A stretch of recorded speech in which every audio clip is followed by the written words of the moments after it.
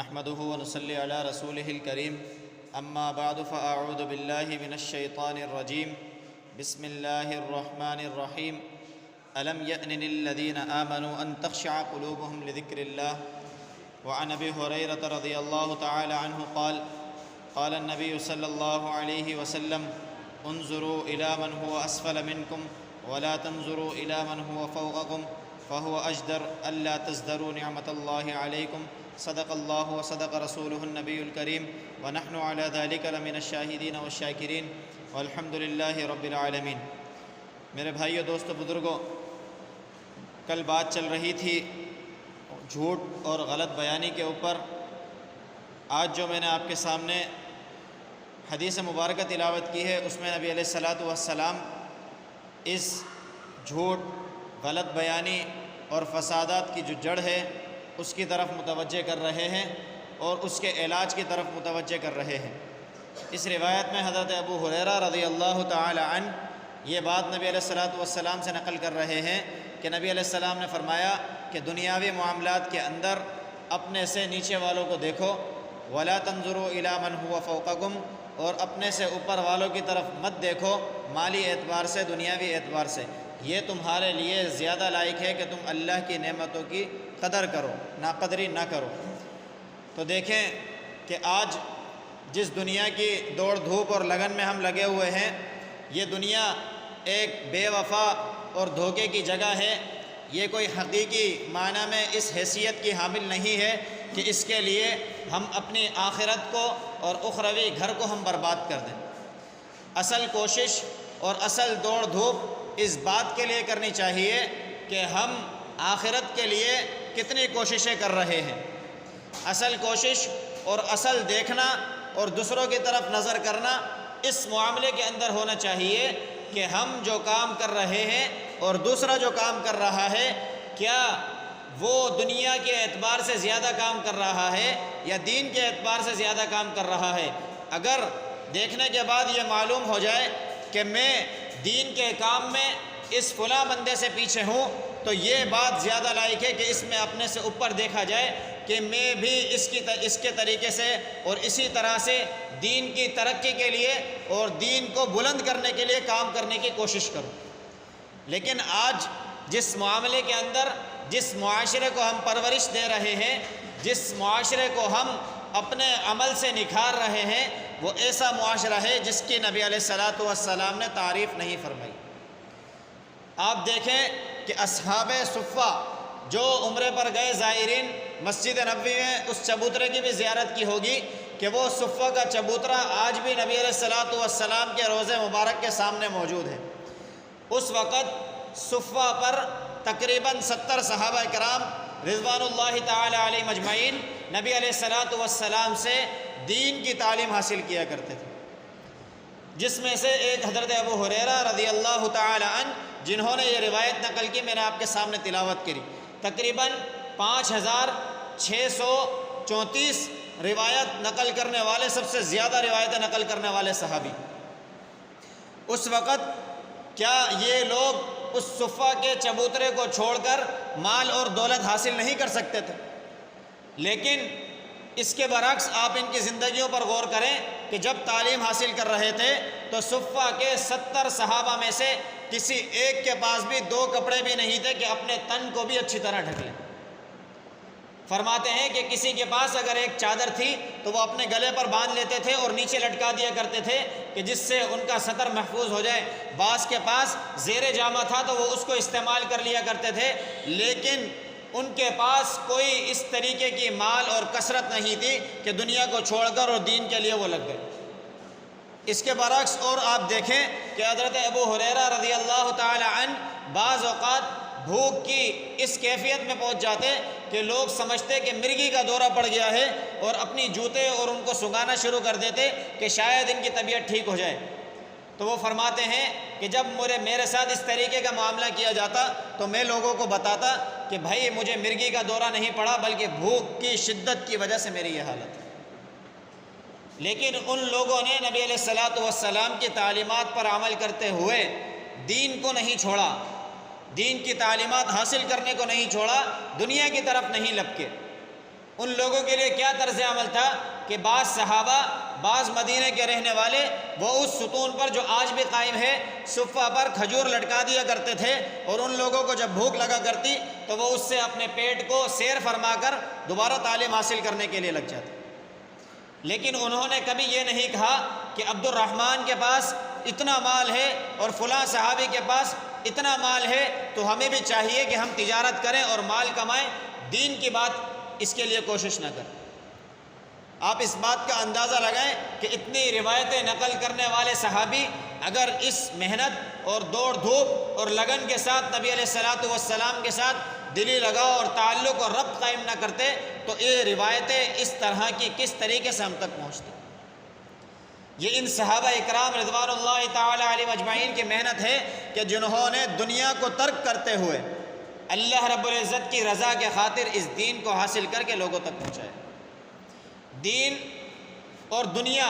یہ کوئی ایسے الگ الگ چیزیں شمار نہیں کی گئی، بلکہ دنیا کو حاصل کرنے کی بھی اسلام نے ترغیب دی ہے کہ طلب کسب المعاش فریضۃ بعد الفریضہ، کہ معاش کو حاصل کرنا، اس کے لیے محنت کرنا، یہ ایک فریضے کے بعد فریضہ ہے کہ اللہ رب العزت نے اہل و عیال کی پرورش کرنا ہمارے ذمہ لگائی۔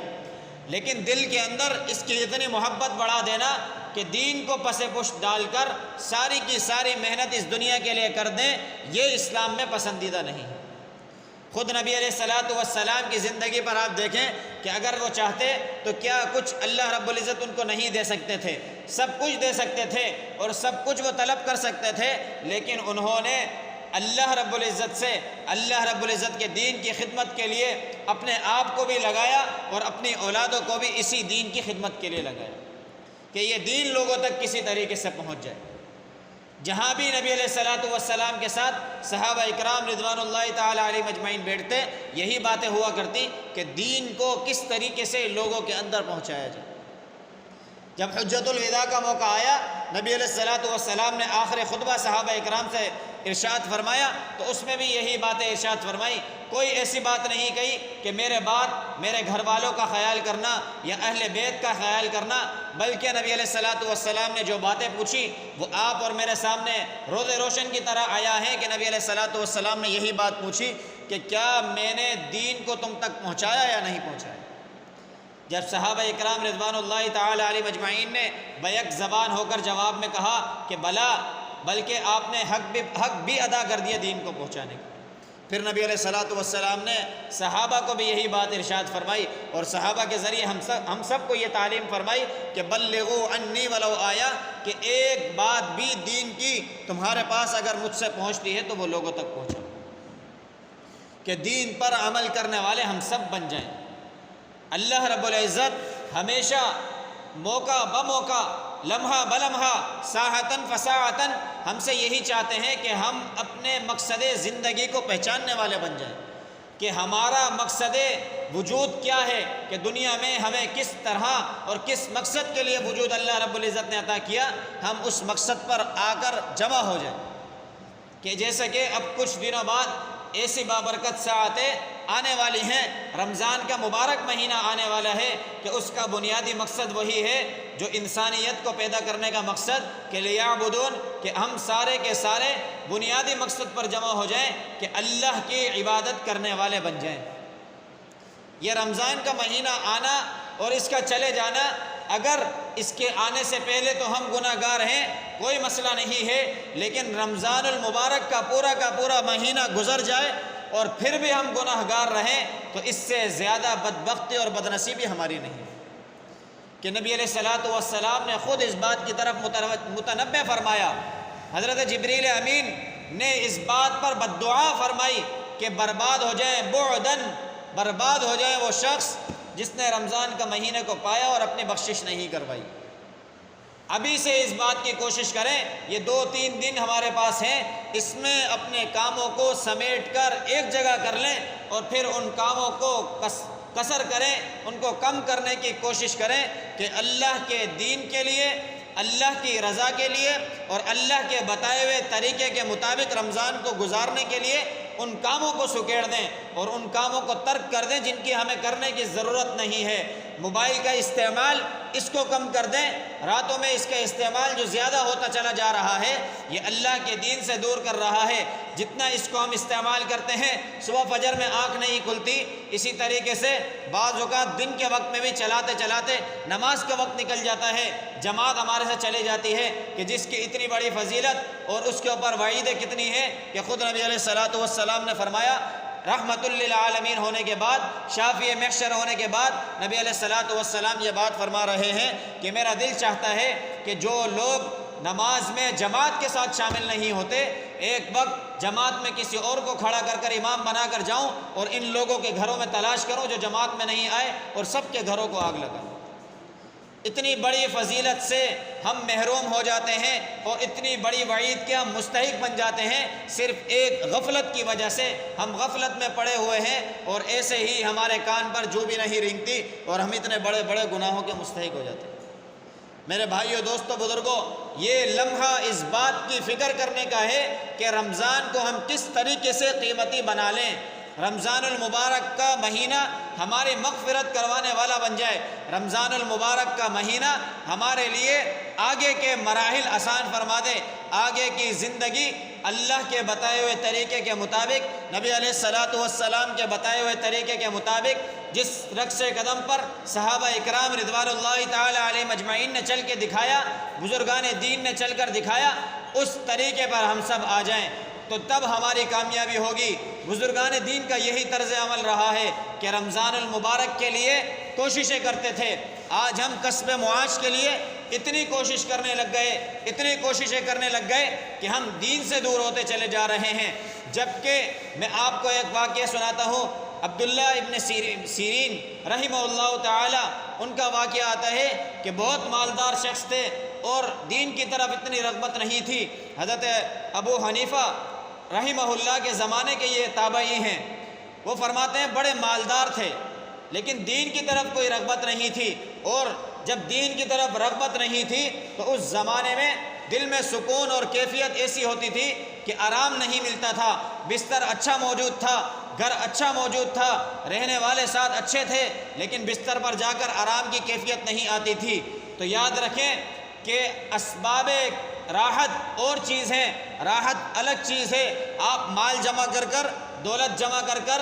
آپ اسباب راحت تو خرید سکتے ہیں، اسباب راحت تو جمع کر سکتے ہیں، لیکن راحت حاصل نہیں کر سکتے۔ راحت حاصل کرنی ہے تو آپ انہی کے واقعے پر غور کریں۔ وہ فرماتے ہیں کہ جب میں دین کی طرف متوجہ ہو گیا، دین کی تعلیمات کی طرف متوجہ ہو گیا، تو پہلے میرا اٹھنا بیٹھنا بڑے لوگوں کے ساتھ ہوا کرتا تھا۔ میں کسی دعوت میں جانا چاہتا تو اچھے سے اچھا کپڑا لے کر آتا، اور اس دعوت میں جب پہنچتا تو دیکھتا کہ فلاں مجھ سے زیادہ عمدہ کپڑا پہن کر بیٹھا ہوا ہے۔